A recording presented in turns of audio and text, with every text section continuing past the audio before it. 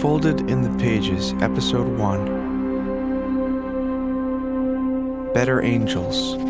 The dis-ease is the medicine, or the itchy foot phenomenon. One day, a little over a year ago, I was playing one of my songs in the music room of my home and decided to record it. This was before I had acoustically treated the room and invested heavily in the studio gear I have today. I set up a microphone and recorded a few bars of guitar and vocal and listened back. It sounded frustratingly terrible. Room reflections everywhere. Total mud and lack of clarity. What would I do? I knew nothing about room acoustics. I mean, I knew about haphazardously stapling packing blankets and styrofoam to the wall, but that was about it. My first Google searches led me to realize I would have to build what were called broad-spectrum acoustic absorbers out of wood and some type of insulation. I had no experience designing or building physical structures, and this was a problem. A problem that threw me into a state of what I call creative dis-ease. Over many years of various creative pursuits, I have learned to trust this state of dis-ease. I have learned that the only remedy to it is to surrender to the intuition that arises from it. The intuition almost always offers the medicine to cure this dis-ease. The price is complete surrender and dogged follow-through. It's like an itch on the bottom of your foot that won't go away until you unlace your boots, take your sock off, and address it directly. The itch is the dis-ease, the scratch is the medicine. And so, over the next several months, I researched and designed my own acoustic panels. I got serious about the science behind what works and what doesn't. All of my time and energy went into scratching the itch and solving the problem. All of my playing, writing, and recording went on the back burner as I developed the medicine to cure the dis-ease of making music in an acoustically nightmarish room. By the end of that winter, I had turned my 10 by 13 foot room into a beautiful creative space. I had mastered the build of my panels, which were all custom fitted with various shades of colored canvas. I dug into my savings to purchase all the audio gear I would need to make the records I wanted to make. Now I had a place where I could really make stuff.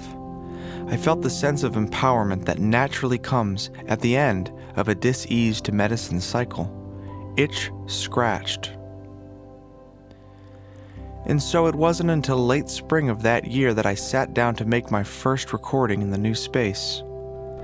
Late one night, I started my first session by dragging a drum loop into Pro Tools and adding simple guitar chords over the top, the major 1 to the 4 and back again, the classic 2-chord burner. This was the humble beginning of my song Better Angels. It's important to note that in my experience, no two songwriting sessions are ever really the same. Each song will demand different things of its writer. The one thing, however, that remains common across all the songs I have ever written is this: the dis-ease is the medicine. There is a point early in the process where I've got nothing. I'm sitting there completely exposed. I'm strumming chords and mumbling incoherent words to a melody that is shaky and has no theme. It's uncomfortable. Who am I? I have nothing to say, and even if I did, my voice is boring and my playing is not good. Why would anyone want to listen to my music? I am a big awkward fraud. My dream is forsaken, and my life is a lie. At this point, I am like that itchy foot, buried deep in layers of sock and shoe. I am at the beginning of the creative dis-ease cycle. I wish, my creative friends, that there were a trendy song hack solution I could throw up on the screen right now that would easily solve this uncomfortable conundrum. Something to save you all from ever having to experience it. Something that you'd see in a YouTube thumbnail in bold, bright, clickbaiting text that would say, "Can't write a song? Do this one easy thing." Alas, I know of no such quick solution. The only answer is to allow the layers to strip away and reveal you, the itchy foot, to the hand of the muse that is waiting to scratch you. And so, at this, the beginning of the songwriting practice, I do the thing that is most unnatural and uncomfortable. I do the thing that constitutes the bulk of what songwriting really is. I don't give up. I don't retreat fearfully into my shell. I don't allow the discomfort to kill the process. This is not to say that the song always comes. More often than I'd like to admit, it does not. I promise you, though, the more you engage with the process, especially this uncomfortable beginning part, the more you set up the conditions for the song to happen, either now or later. And so I sit there and keep my head in the game. Time passes and nothing comes. And then suddenly, without warning, in the midst of this discomfort comes a glimmer of light. It is small and unassuming, but I am keen to it. It may be lost on literally anyone else in the world, but to me, it shines with meaning. In the case of Better Angels, it was the first line of the song. There is a fight in me. Now I had scribbled and scratched many phrases and words on this night, but none had stuck until this moment. A world emerged to me from that first line. Finally, there was the beginning of some kind of form upon which to build the rest of the song. My creative friends, never, ever underestimate the power of the first words of personal meaning that come to you in a songwriting session. They may seem unremarkable or simple on their own, but when you see them on the page or sing them aloud, they feel meaningful to you. This is the intuition emerging from the dis-ease. At last, the itchy foot is exposed. So from that first basic loop in my DAW, and from that first meaningful string of words, I went to work. It is important to note that during the writing of this song, I was in a severe burnout. I was anxious and depressed. I was uncertain about the future. My band of 15 years was ending. I was exhausted from 7 years of leading a wedding band. I had chronic health conditions stemming from chronic stress.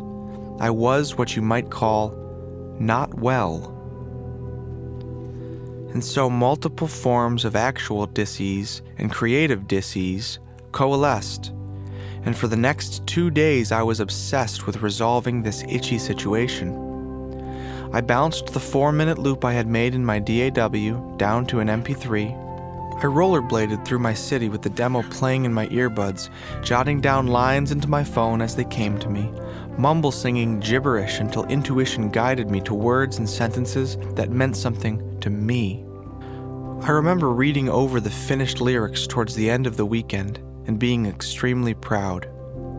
There was, as there often is, a sense of genuine catharsis in reading back my creation.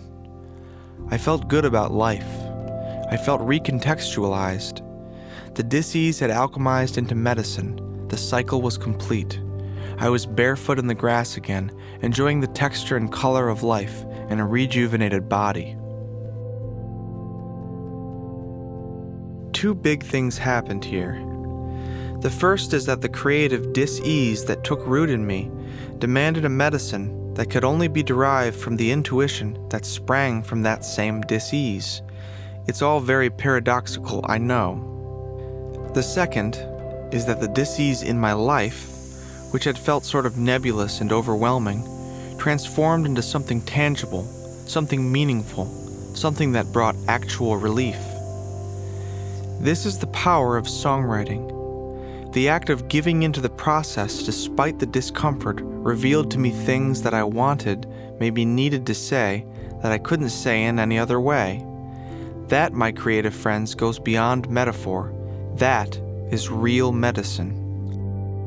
Look, I don't want you to get the impression that all songs are written from a feeling of suffering or stress or despair. That's just not the case. Each song demands different things from the writer, and I encourage you to fearlessly engage in the process no matter what it looks like. Recognize the initial impulse to sit down and write a song as the dis-ease begging for remedy. And when a word or a phrase or a melody gives you that itchy feeling, follow through. That feeling is intuition knocking at the door. It doesn't have to mean anything to anyone other than you. You are simply an itchy foot emerging from a sock to be scratched by a force that cannot be consciously understood. The final lyrical hook of my song Better Angels reads, "My better angels singing, I won't let you down." I don't know where this line came from per se. I found it way downstream of "There is a fight in me," and it made sense to me. I believe this final line points directly to the crux of this lesson. Your creative better angels are speaking to you. Learn to listen and distinguish their voices from all the other noise in your head.